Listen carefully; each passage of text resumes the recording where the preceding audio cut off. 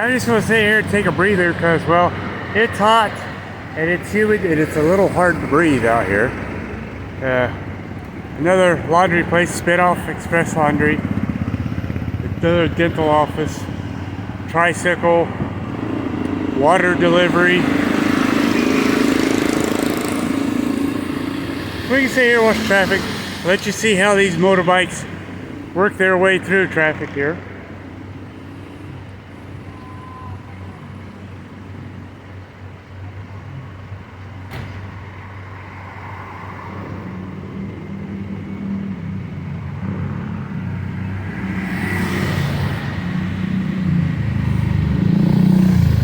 A lot of Toyotas, a lot of Suzukis, a lot of Hyundais, occasionally Mitsubishi, and on a rare occasion you will see a Chevrolet or Ford, usually a Ford Ranger pickup.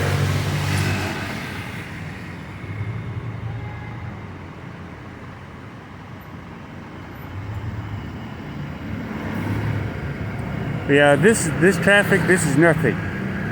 In a few hours, the cars will move move 1 meter, 3 feet, stop. Guys on the motorbikes will be weaving in and out, passing on the left, passing on the right. They'll come up on something like this where somebody's parked on the side of the road. They'll pass on the left side of the car, and then when they'll come back over, pass on the right.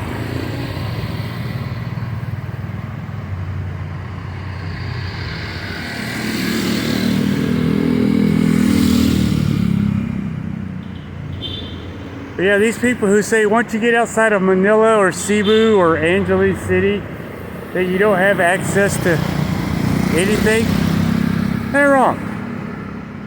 Like I said, I live in the Laguna region. When I first moved here, I moved to San Pedro, Laguna. And then when I got married, my wife, I came here to marry a woman who's 10 years younger than me.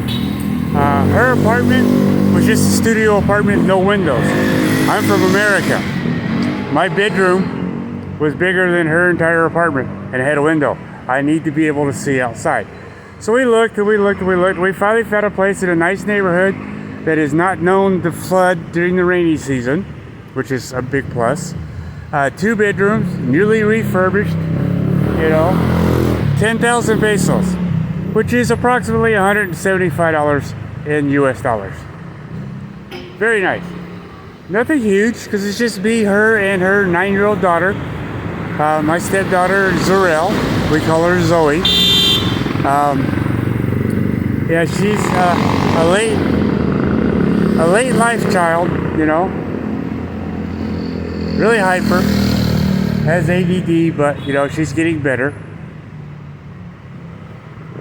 But now the schooling system here is terrible. My stepdaughter spends more time at home than she does in school because the teacher's always off doing something else. So I'm looking at transferring her to another school close by that, specializes in dealing with kids that have behavioral, disorders and learning disabilities. Gonna cost me what it's gonna cost, but hey, it's better to give her the education that she needs. Like I said in a previous video, if you're moving here and you want to party, yeah, go to Manila, go to Cebu, go to Angeles City, go to the beach.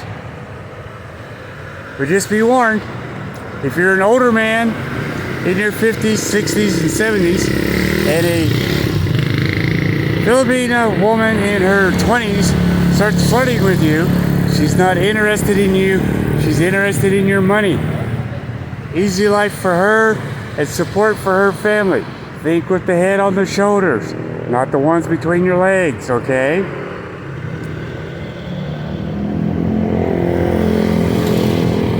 I met a woman online. She's 50 years old. Well, she was 49 when I met her. I was 60. I moved here in July of 2025, a month after I turned 61. Was here until September when we finally got married, because you had to jump through a lot of hoops to get married here. See, there's a Chevy. There's a Ford. It's the Ford Ranger Raptor. Nissan. Oh, excuse me. See, and this white one right here, this is gas powered. They can go anywhere. But the electric ones, like the Cudas, the K-Nows, no. You cannot take them on any of the streets. Now you can't take them out on the highway, interstate, freeway, as you know, as we call them in America. But you can take those gas-powered ones out on the main roads where the speed limit is 40 to 50 kilometers per hour. Because the electric ones only do like 30 to 35. 40 at the tops with a full charge. And they're only good for like 40 kilometers. Nissan and diesel. A lot of these trucks, they're not gas powered, they're diesel powered.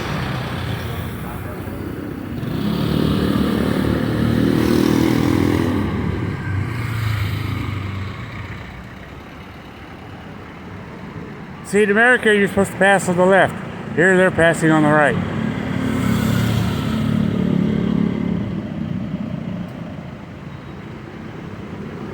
One of those little electric. They have them 3-wheel, 4-wheel. Some of them have a lot of seats. Some have very few seats.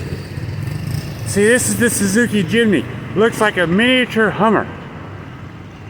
It's a off-road vehicle. They come in 2-door and 4-door. I like the 2-door, but the 4-door has more cargo space for like if you want to go camping or grocery shopping. But yeah, this is the traffic here. There's very few traffic lights. You come up to a intersection where there's 4 roads all connected to one road. There's no 4-way stops, no stop signs. You basically, you see an opening, you take it. If you don't see an opening, you make an opening. There's no, the person on the right goes first. It's whoever's got the brass to pull out there and go. Some people will stop and let you pull out. Others, no. They're in, because it's so slow to get around here in traffic. People are running, later than usual. And people are usually late anyway, half an hour late. Going anywhere. Like if you're planning a party, tell everybody to be there an hour before the party actually starts. Because they'll start strolling in like 30 minutes before the party really starts. Part of it's traffic.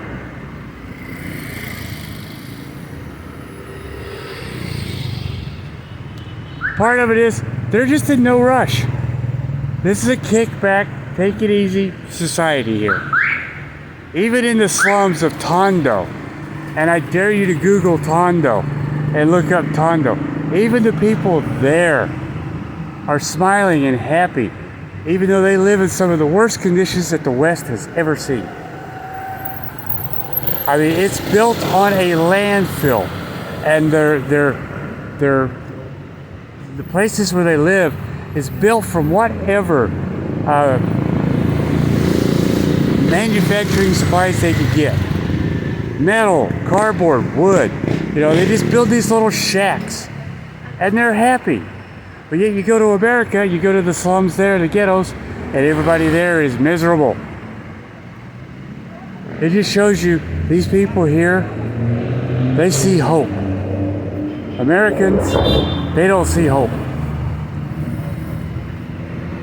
Anyway, I hope you enjoyed the video. I'm going to get up and walk home and make something for lunch. And I hope you enjoyed.